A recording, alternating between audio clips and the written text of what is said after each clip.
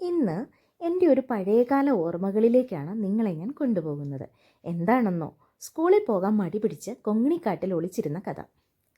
ഒരു ദിവസം സ്കൂളിൽ പോകാൻ ഒരുങ്ങി ഇറങ്ങിക്കഴിഞ്ഞപ്പോൾ ആങ്ങള പറഞ്ഞു, ഇന്ന് നമുക്ക് സ്കൂളിൽ പോകണ്ട. കാരണം എന്താണെന്നോ, അവന് ഹോംവർക്ക് ഉണ്ടായിരുന്നു, അത് ചെയ്തില്ല. ചെയ്യാതെ സ്കൂളിൽ ചെന്നിട്ടുണ്ടെങ്കിൽ അന്നമ്മ ടീച്ചറുടെ കയ്യിൽ നിന്ന് അടി കിട്ടും. നന്നായി തല്ലുന്ന ഒരു ടീച്ചറായിരുന്നു കേട്ടോ അന്നമ്മ ടീച്ചർ. അപ്പോൾ അത് കേട്ടപ്പോൾ എനിക്കും തോന്നി പാവം, എന്നാൽ പോവണ്ട. ഞങ്ങൾ രണ്ടുപേരും കൂടി കുങ്ങിണിക്കാട്ടിൽ ഒളിച്ചിരുന്നു. അന്ന് ഞാൻ ഒന്നിലും അവൻ നാലിലുമാണെന്നാണ് എൻ്റെ ഓർമ്മ. അങ്ങനെ കൊങ്ങിണിക്കാട്ടിൽ ഒളിച്ചിരുന്നു. കുറച്ച് നേരം കഴിഞ്ഞപ്പോഴത്തേക്കും ഞങ്ങൾ നന്നായി മടുത്തു. സ്കൂളിൽ കൊണ്ടുപോകാൻ വെച്ചിരുന്ന ചോറൊക്കെ എടുത്ത് കഴിച്ചു. എന്നിട്ടും സമയം പോകുന്നില്ല. പിന്നെ പയ്യെ ഇരുന്ന് സിനിമാ പേരും സിനിമാ പാട്ടും ഒക്കെ പറഞ്ഞ് കളിക്കാനായിട്ട് തുടങ്ങി. അപ്പോൾ തൊട്ട് താഴെ ഒരു തോടുണ്ട് കേട്ടോ.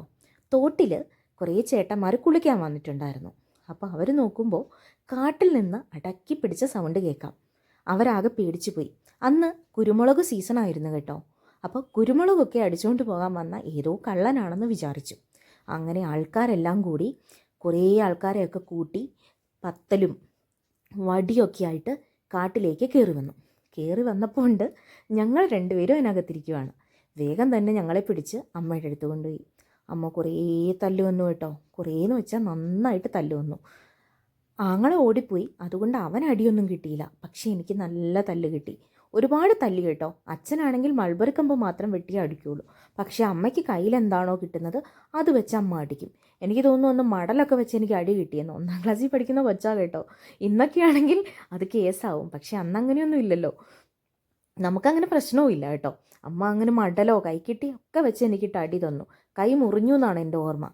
ഇപ്പം എനിക്ക് ഓർക്കുമ്പോൾ സ്കൂളിൽ പോകാതെ അത്രയും വലിയൊരു മോശത്തരമല്ലേ ഞാൻ കാണിച്ചത്. അതുകൊണ്ട് ചെറിയ തല്ലൊക്കെ കിട്ടിയതിൽ വലിയ പ്രശ്നമൊന്നുമില്ല കേട്ടോ. അങ്ങനെ അതിനുശേഷം ഇന്ന് വരെ സ്കൂളിൽ പോകാതെ മടി പിടിച്ച് കാട്ടിലൊന്നും ഇരുന്നിട്ടില്ല കേട്ടോ. പക്ഷേ എനിക്ക് ഇങ്ങോട്ട് വരുമ്പോൾ ആ കാട് കാണുമ്പോൾ ഇതൊക്കെയാട്ടോ ഓർമ്മ വരുന്നത്. നല്ല രസകരമായ ഓർമ്മ. അന്നൊക്കെ കുറേ സങ്കടപ്പെട്ടെങ്കിലും കരഞ്ഞെങ്കിലും ഇപ്പം അതൊക്കെ ഓർക്കുമ്പോൾ ഭയങ്കര തമാശയാണ്. അങ്ങനെ ഇത്രയൊക്കെ ഉള്ളൂ കേട്ടോ എൻ്റെ ഓർമ്മകൾ. ഈ ഒരു സ്ഥലം കാണുമ്പോൾ ഈ ഒരു കഥ എനിക്ക് പറയാതിരിക്കാനാവില്ല. അപ്പോൾ ശരി, ബൈ ബൈ, വീണ്ടും കാണാം.